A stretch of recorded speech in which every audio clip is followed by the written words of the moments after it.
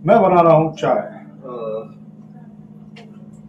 और आजकल लोग कहते हैं कि लाइफ बहुत टफ होती है, तो मैंने सोचा कि चलो थोड़ा हंस के देख लेते हैं, शायद लाइफ ही शर्मिंदा हो जाए। जिंदगी एक बहुत अहम मुद्दा है हर इंसान के लिए। तो मेरा ऐसा मानना है कि जब हम ज़िंदगी में प्रॉब्लम्स आती हैं, इश्यूज आते हैं या कुछ रुकावटें आती हैं, तो हम बहुत ज़्यादा सीरियस हो जाते हैं और समझने में थोड़ा ज़बरदस्ती समझने में, उसको सॉल्यूशंस में परेशान होने लगते हैं। तो मेरा ऐसा मानना है कि ज़िंदगी को समझने से पहले थोड़ा हंस के देख लेना चाहिए, क्योंकि जब हम हंसते हैं तो शायद प्रॉब्लम्स भी कंफ्यूज हो जाती हैं कि ये कैसा आदमी है जो इतनी रुकावटों, इतनी प्रॉब्लम्स के बाद भी परेशान नहीं हो रहा है।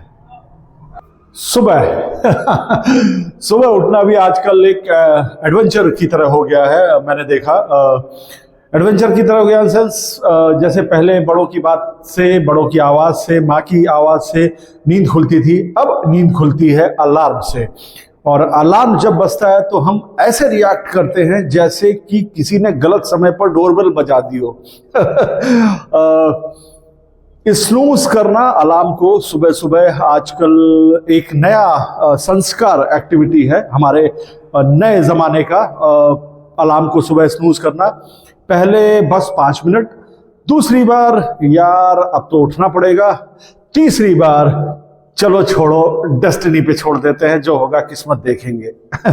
भारतीय घर कभी बोरिंग हो ही नहीं सकते, ऐसा मेरा मानना है, क्योंकि भारतीय घरों में जो साइलेंस होता है वो भी टेम्परेरी होता है, क्योंकि इतनी अननोइंगली बिना मतलब की बातें होती हैं कि वो घर में चलती रहती हैं। जैसे कि कोई रसोई में खड़ा है तो आने जाने वाले जो होते हैं घर में अपने काम में बिजी लोग, तो रसोई में अगर किसी को खड़ा देखते हैं तो बिना मतलब, उनको जवाब चाहिए भी नहीं होता, लेकिन बिना मतलब का एक सवाल, चाय बन रही है क्या? दूसरा, अगर कोई चुप बैठा है तो कोई घूमते हुए नजर पड़ी और थोड़ा उसको लगा कि ये चुप बैठा है, तो भाई क्या हो गया, उसको टेंशन आ जाती है कि क्या हो गया, चुप क्यों बैठे हो? कोई खुश है, बड़ा मुस्कुरा रहे हो, क्या बात हो गई?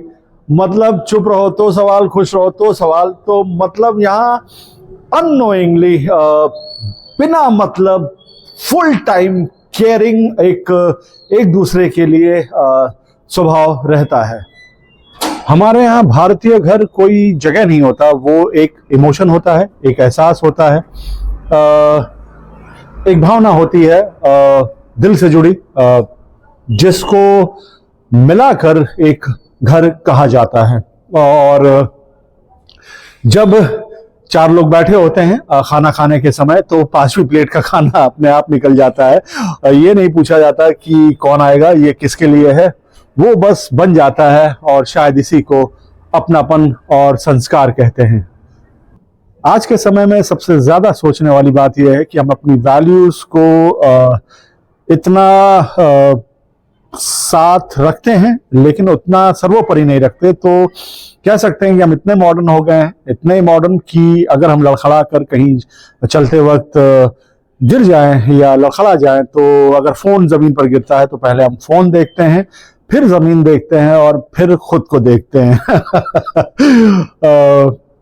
यादें पहले दिमाग में होती थी, साथ में होती थी, दिल में होती थी।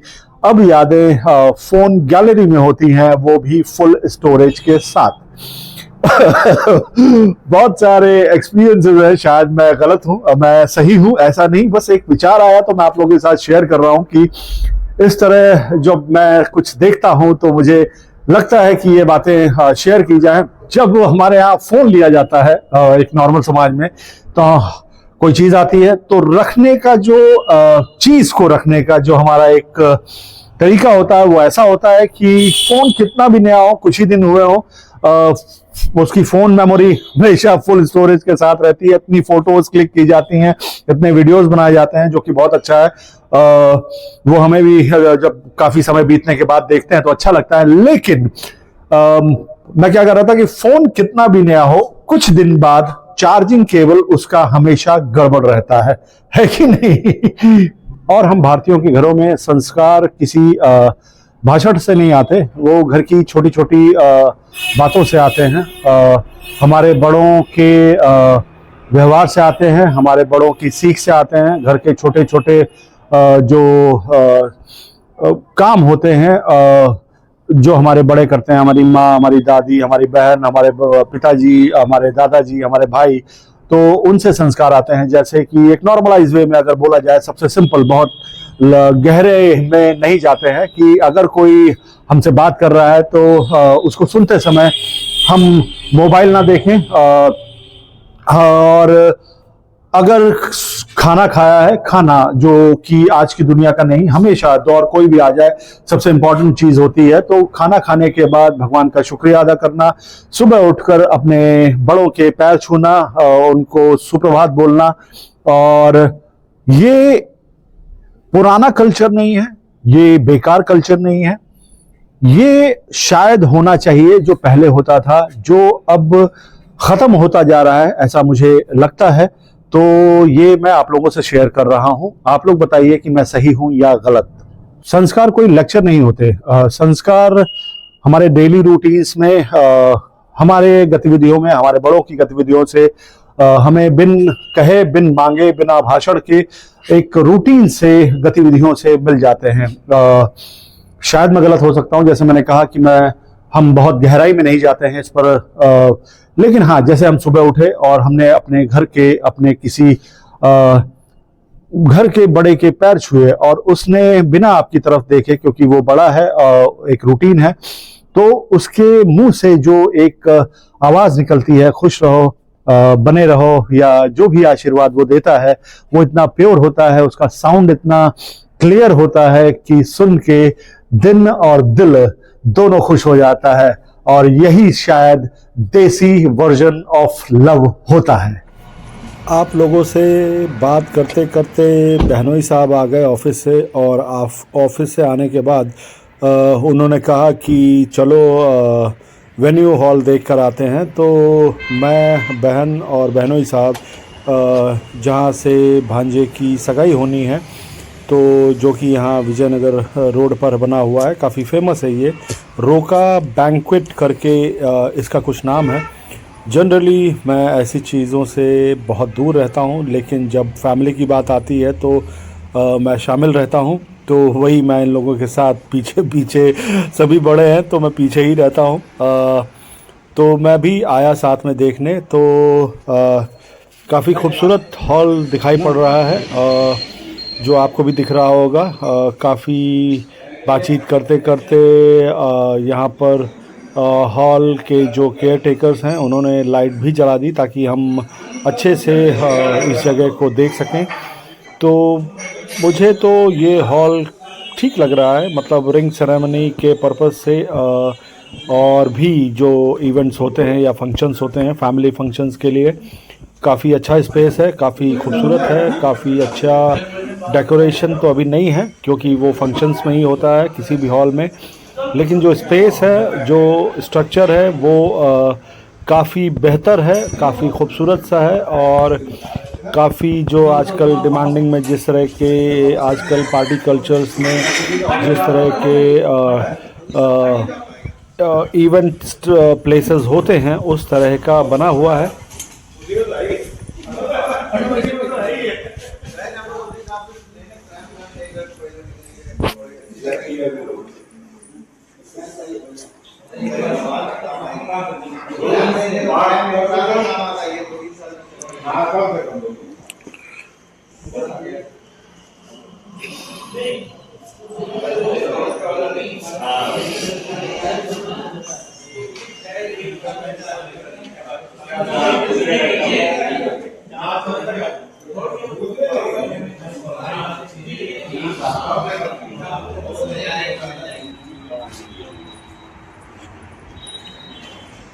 ग्राउंड में सजेगा यहाँ पे, जो एंगेजमेंट तुम करोगे यहाँ करोगे, ऐसे ही कोहरा रहा तो लाइटिंग लगाएंगे ना, और यहाँ बीच में वो सजेगा जी। ये ज्यादा मजेदार है। हाँ मतलब जिस तरह की अपनी तबीयत है उस हिसाब से ये ज्यादा। नहीं नहीं रहने के फिर हॉल और लॉन देखने के बाद हम लोग ऑफिस में आए। जो मैनेजर साहब थे, पता नहीं इनका पद क्या है, इनका रिश्ता क्या है यहाँ इस हॉल से, मुझे पता नहीं, वो बहनोई साहब को पता है। फिर बैठकर जो सेरेमनी की छोटी छोटी डिटेल्स थी, मेन्यू थे, वो डिसाइड हुए। थोड़े बहुत सजेशन मैंने भी दिए, साथ में गया था। कुछ एक चीज़ें मुझे जो लगी तो बहुत गहराई से, जैसे एक माँ बाप का सपना होता है हर चीज़ करने का, और वेन्यू वाले भी बहुत ध्यान से सुन रहे थे। और घर में छत पर आप लोगों से बातें करते करते बहनोई साहब आए, और बहनोई साहब के आने के बाद फिर ये हुआ कि चलो वेन्यू डिसाइड करते हैं, और वेन्यू से बात हो चुकी थी तो वही हम लोग देखने आए। तो ये जो आपने देखा ये सगाई का वेन्यू है जहाँ पर सगाई होगी। तो जो भी आपने झलकी देखी, तो अभी तो फुल एंड फाइनल नहीं है, तो अभी बात करने आए थे।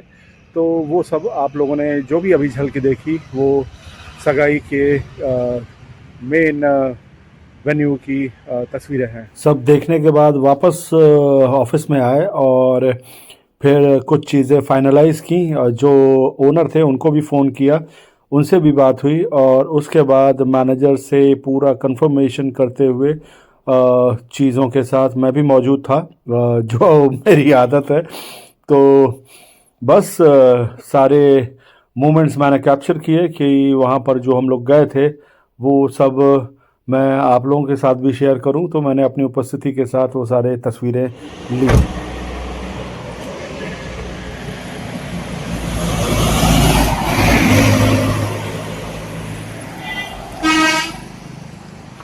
सुंदर रात की ठंड के माहौल का कोहरे भरा नज़ारा यहाँ कानपुर से जो आप लोग देख रहे हैं, ये विजयनगर, ये रास्ता विजयनगर जाता है और ये रास्ता पनकी मंदिर की तरफ जाता है। और हम लोग खड़े हैं बीचों बीच यहाँ पर जो रिंग सेरेमनी का वेन्यू है उसके पास, वही देखने आए थे। तो मैंने कहा आपको भी एक झलक दिखाई जाए। तो अभी बहन और बहनोई के साथ वेन्यू से घर वापस आ चुके हैं। जो भी बातें हुई आपने देखी, मुझे तो उतना आइडिया है नहीं, ना ही मैं इन चीज़ों से बहुत ज़्यादा फ्रेंडली हूँ या ना ही फैमिलियर हूँ। तो बस उन लोगों के साथ गया था जो थोड़ा बहुत सजेशंस दे सकता था दिए। बाकी फिर अभी घर आ चुके हैं और अब अंदर जाके आप लोगों से बात करता हूँ। तो चलते हैं अंदर और वहाँ बात करते हैं। अब आते हैं सब्जेक्ट पे जहाँ पे हम लोग थे कि फैमिली वैल्यू, संस्कार और फैमिलीज़ के मज़े और चीज़ों के मज़े फैमिलीज़ में, फैमिली की बातें। तो उन सब के साथ एक और बात जो मैं सबसे ज़्यादा फॉलो करता हूँ कि अकेले रहना भी बहुत मज़ेदार होता है। वो मज़ेदार क्यों होता है कि अकेले में आप खुद से बहस करते हैं, कर लेते हैं, और अकेले में आप खुद से जीत भी जाते हैं। और अकेले में सबसे बड़ा फ़ायदा जो होता है वो ये होता है कि टीवी रिमोट जो होता है वो पूरा आपका होता है, और अगर टीवी देखने के दरमियान प्रोग्राम पसंद ना आए तो ब्लेम भी आप पर ही होता है। तो बस ये भी एक तरह का आनंद है, ये भी एक तरह का मज़ा है।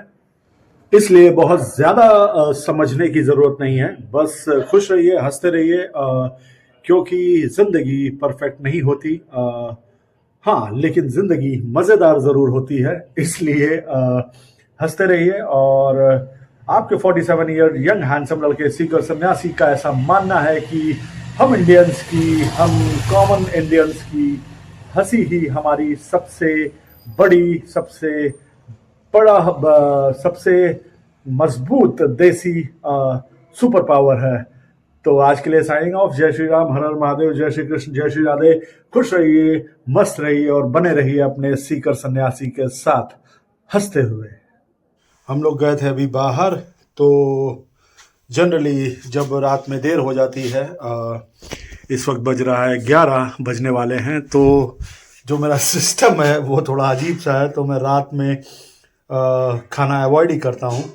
तो ये है मेरा अभी का खाना, जिसको खाकर आपका सीकर नींद के साथ नींद लोक में जाएगा।